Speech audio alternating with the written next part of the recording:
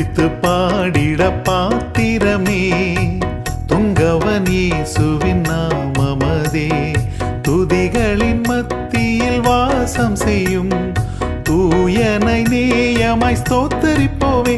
அற்புதமே அவர் நடத்துதலே, ஆனந்தமே